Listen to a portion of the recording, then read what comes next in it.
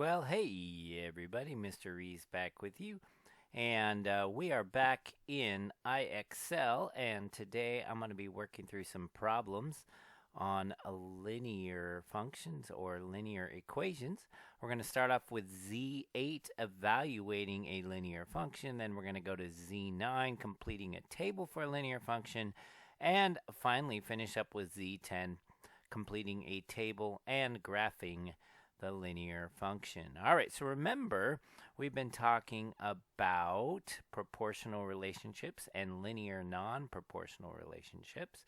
So I'll be talking about those as we work through these problems. So this first one is a non-proportional relationship. P is equal to u minus 6. U is 10. So the question is, if we put 10 in for u, 10 minus 6, we get a value of 4. If I could get it entered in there. There we go. There is my value of 4. Now, t is h plus 2. Again, this is a non-proportional relationship because we've got that plus 2 added. 7 plus 2 makes 9. So when h is 7, h plus 2 is 9. All right, as you can see, this is pretty straightforward here.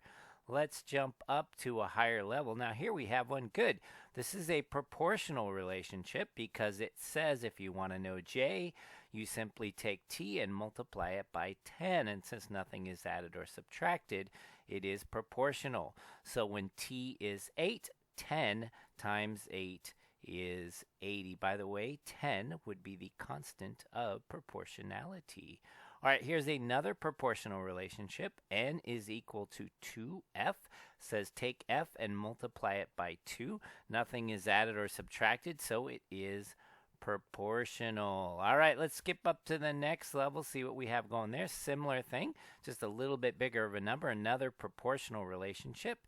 D is 13 times m. Well, 13 times 3 is 39. And now we are to a non-proportional relationship because you could see we have the multiplication by 11, but then we're subtracting 5. So when r is 9, 11 times 9 would be 99, but then we got to take that 5 away and we would get 94. All right, let's skip all the way up to the end. Do we have a challenge zone available? Here we go. Let's see what they have for us waiting in the challenge zone. There are 100 centimeters in 1 meter. Let x represent the number of meters and y represent the corresponding number of centimeters. Find the value of y when x is 3. So x is the number of meters, right? So there's 100 centimeters for every meter. So 1 meter would be 100 centimeters. 2 meters would be 200 centimeters. And 3 meters would be 300 centimeters. This is most definitely a proportional relationship. A proportional relationship, and we get 300. All right, in a board game, the player who makes the last move receives an 11-point bonus for ending the game. Let S represent the score before the end game bonus, and F represents the final score. All right, so we have the score, and then we're going to do 11. So if the score was 5, and then we're going to add 11 to that, 5 plus 11 would be 16. Alrighty, so let's do one last one here.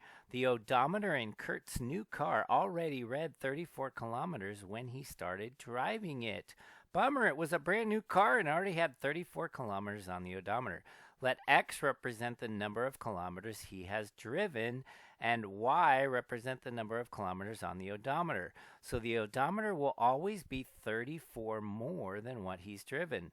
So if he has driven 7, we're looking at 34 plus 7, which would be 41. All right, I'm going to skip now to Z9 completing a table. So it's going to be a similar idea now, except we're going to be filling these values in a table instead of just doing 1, although in this case it's just 1. We may be doing more than that. So we have C is T plus 9. So you can see 1 plus 9 is 10, 3 plus 9 is 12, 4 plus 9 is 13. What would 2 plus 9 be? that would be 11. By the way, this is a non-proportional relationship because we have 9 added on at the end. This next one is also a non-proportional relationship. This time we're simply adding 8. 1 plus 8, 3 plus 8, 4 plus 8, 2 plus 8 would be 10. All right, now we have a proportional relationship, right? B is 8 times P. So it says to take P and multiply it by 8.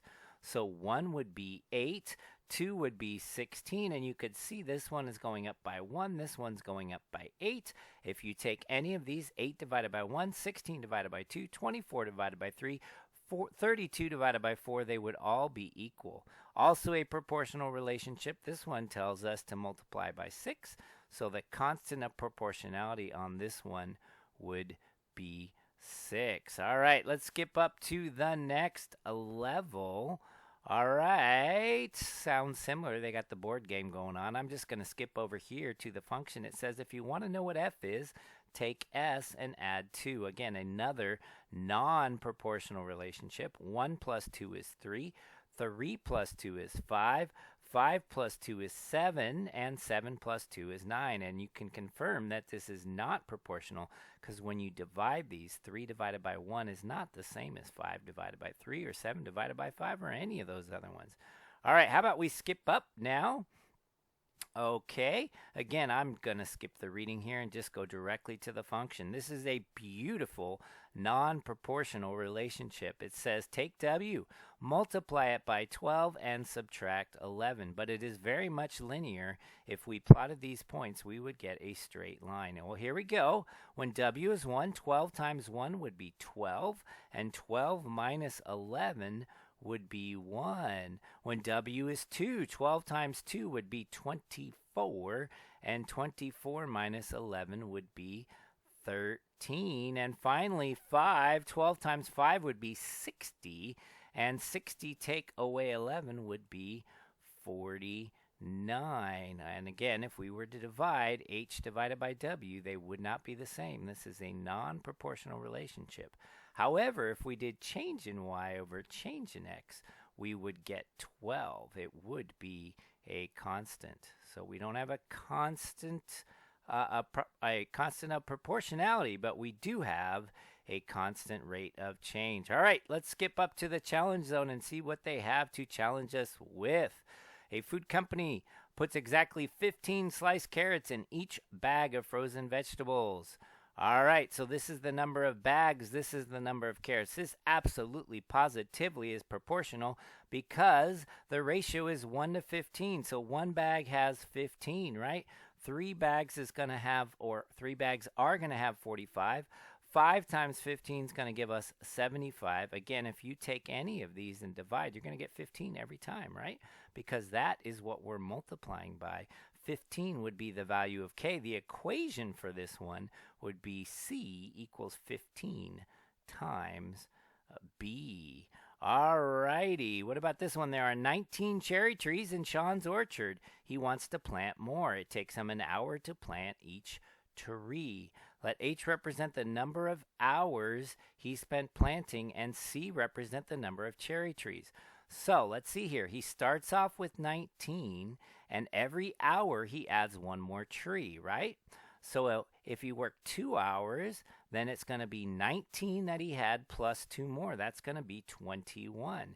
If he works 3 hours, it's going to be 19 plus 3, which is going to be 22. If he works 9 hours, it's going to be 9. 9 plus 19, which is 28. Whoops. Sorry, down here, 28.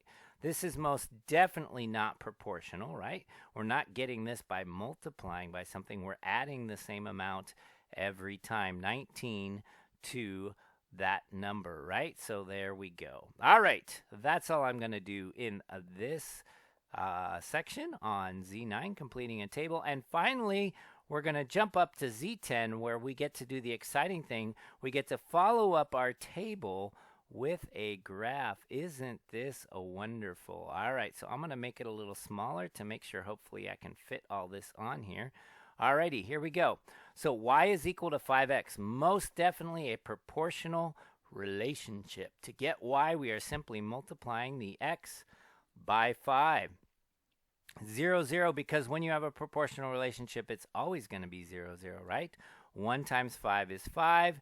2 times 5 is 10. Okay, so there are our points, and now they want us to make a graph.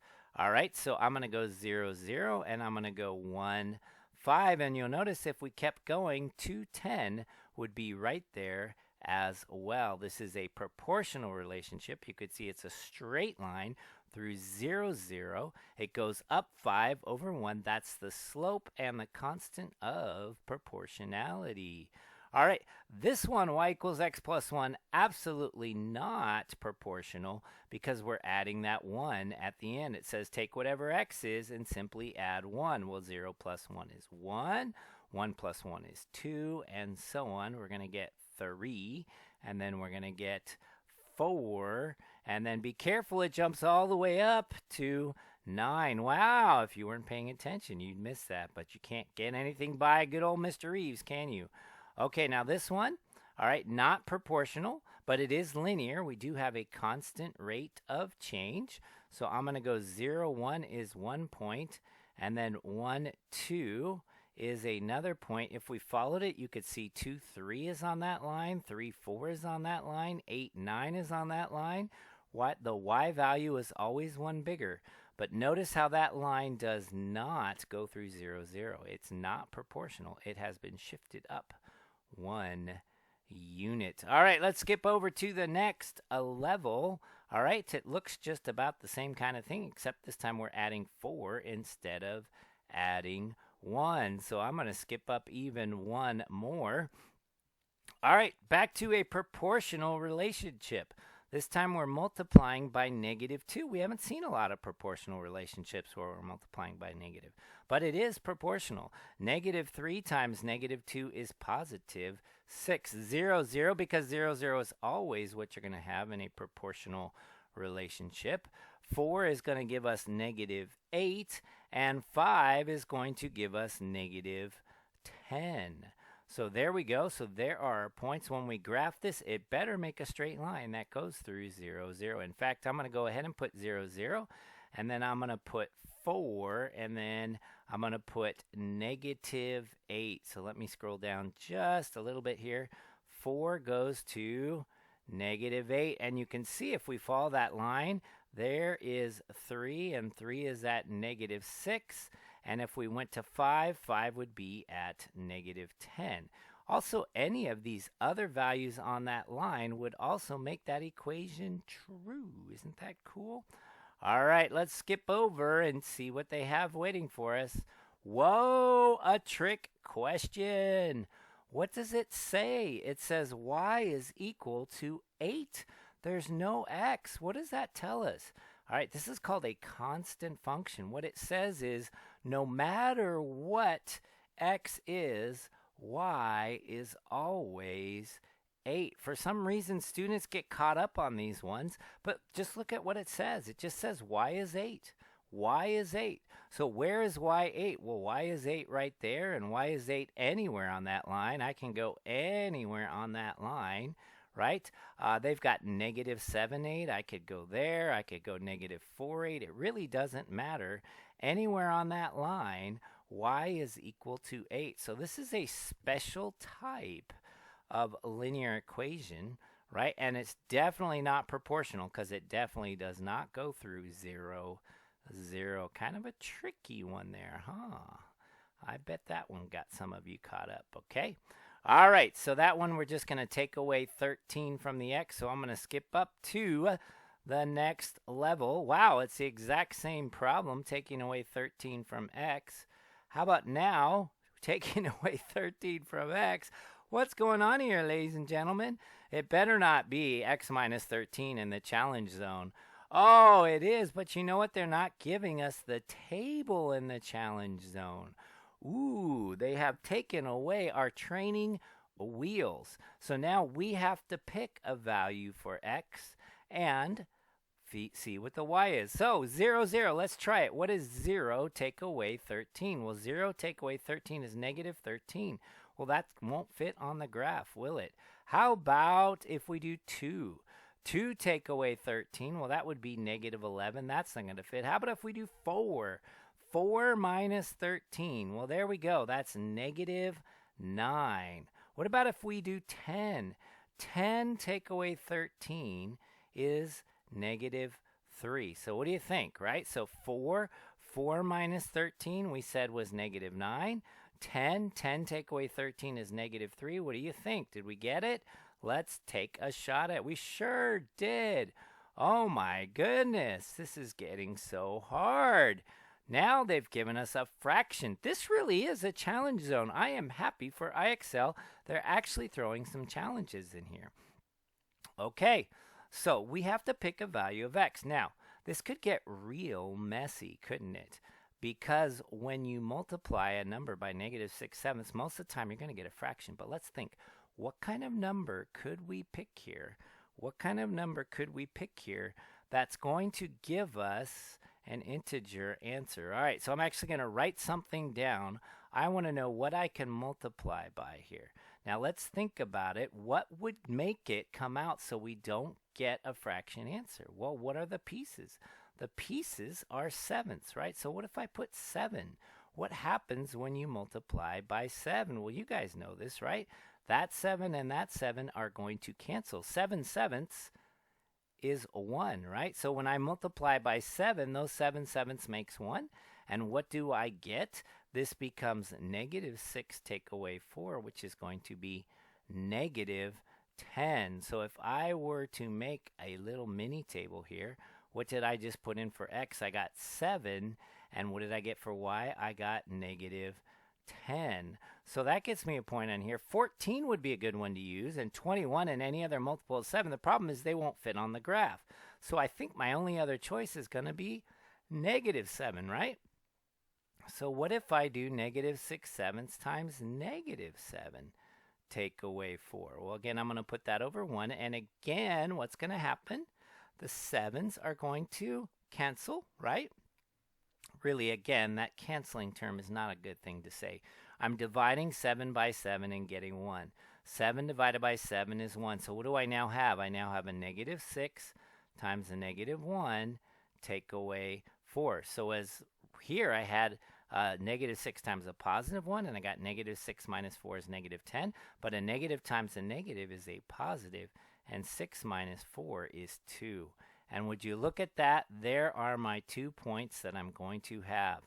I'm going to have 7, negative 10, and I'm going to have negative 7, positive 2. All right, do you think we can remember that? Can you remember that for me? All right, here we go. So it was 7, negative 10, right? And it was negative 7.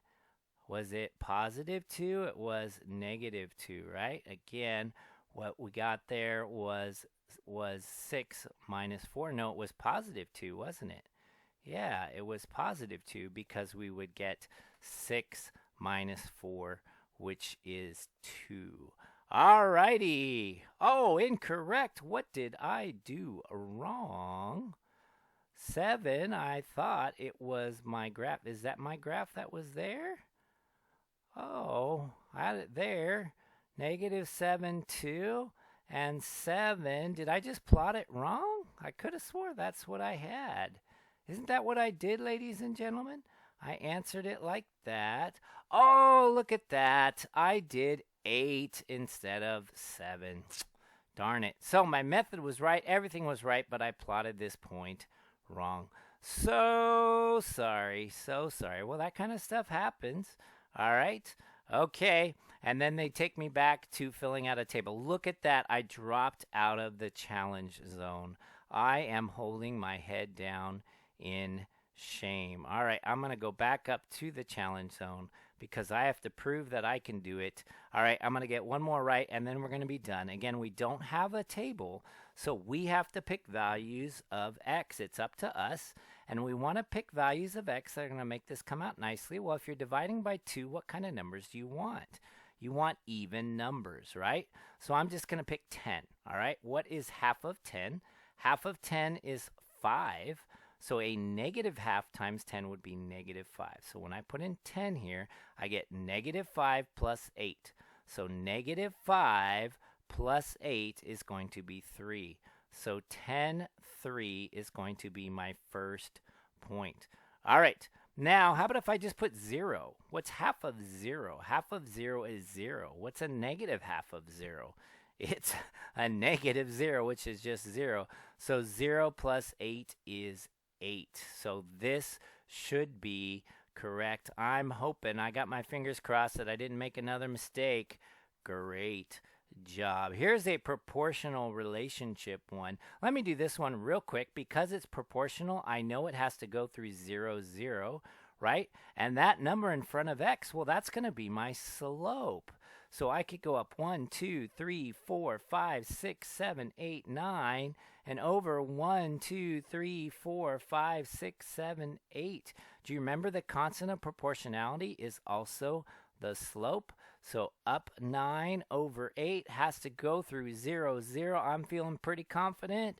And there we go. All right, so hopefully that helps you work your way through these IXL skills. I think the first two were pretty darn easy. This last one at the end got a little bit challenging. So maybe what I did helped you, not including my mistake, but maybe since I made the mistake, you won't make the same one. Till next time, guys, have a great day. Bye.